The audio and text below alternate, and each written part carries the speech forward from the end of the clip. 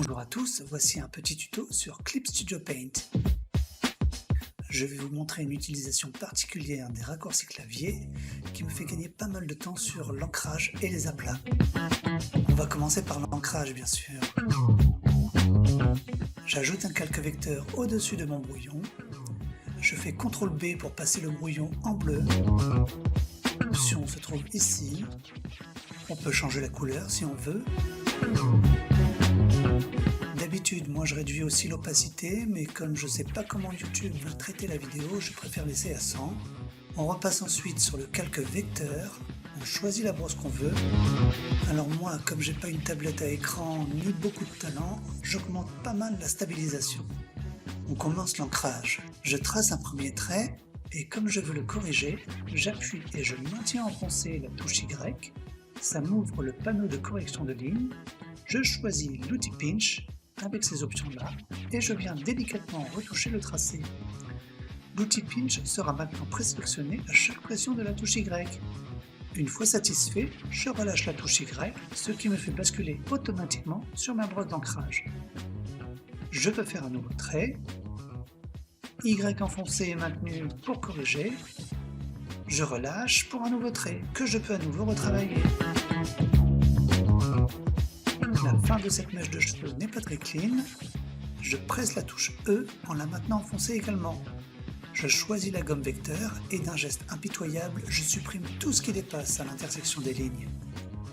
Je relâche la touche E et là encore, ça me rebascule sur la brosse d'ancrage. Je peux ainsi continuer mes tracés en débordant généreusement parce que la gomme vecteur me permet un nettoyage rapide dès que les traits se croisent. Je poursuis mon ancrage en corrigeant mes lignes avec l'outil Pinch ou la gomme selon mes envies. Je préfère nettoyer les tracés régulièrement plutôt qu'en une seule fois à la fin de l'ancrage, ça m'évite d'oublier des petits bouts par-ci par-là.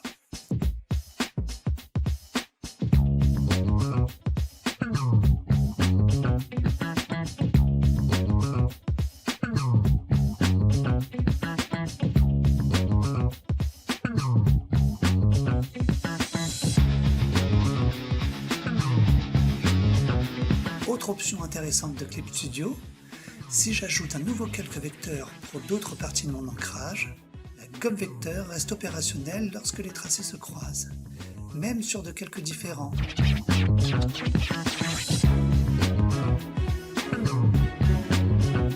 Attention, pour bien tirer parti de cette gomme, il faut qu'il y ait un contact entre les lignes au niveau des intersections. Sinon, c'est toute la ligne qui sera gommée.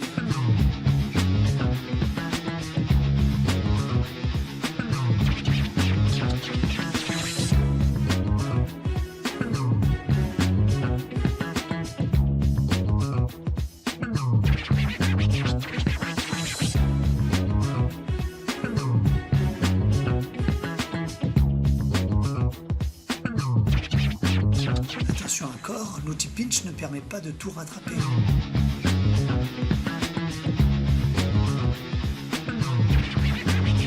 Il faut toujours faire un peu d'effort pour soigner ces lignes. Pour tourner mon canevas, j'utilise la touche R que je maintiens enfoncée. Quand je la relâche, je peux tracer, et ainsi de suite. Pour revenir à l'orientation initiale, je fais un double clic avec R enfoncé, et voilà! Pour faire les aplats, on va utiliser le même concept de raccourci maintenu enfoncé, même si cette fois-ci le temps gagné n'est pas énorme. Alors il y a plein de solutions possibles pour le remplissage sur Clip Studio. J'appuie 2 fois sur G pour ouvrir le panneau de remplissage et je vais choisir l'outil Enclose and Fill. Comme mon dessin possède une énorme ouverture en bas, le remplissage est impossible. Mais si je maintiens la touche P enfoncée, je bascule sur ma brosse de tracé et je peux rapidement fermer mon dessin. Quand je relâche la touche P, je bascule sur l'outil de remplissage et comme je suis sur un autre calque, je coche l'option adéquate. Et là, ça fonctionne nickel. Je peaufine mon aplat avec une sélection classique.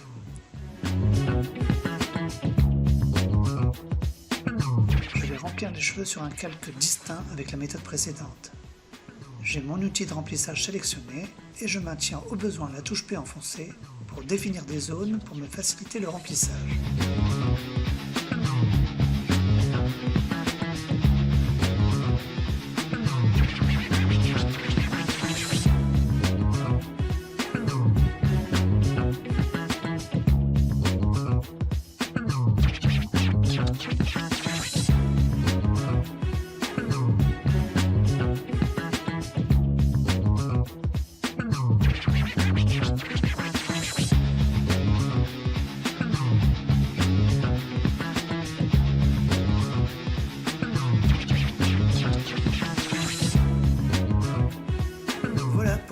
mini tutoriel sur les raccourcis clavier dans Clip Studio.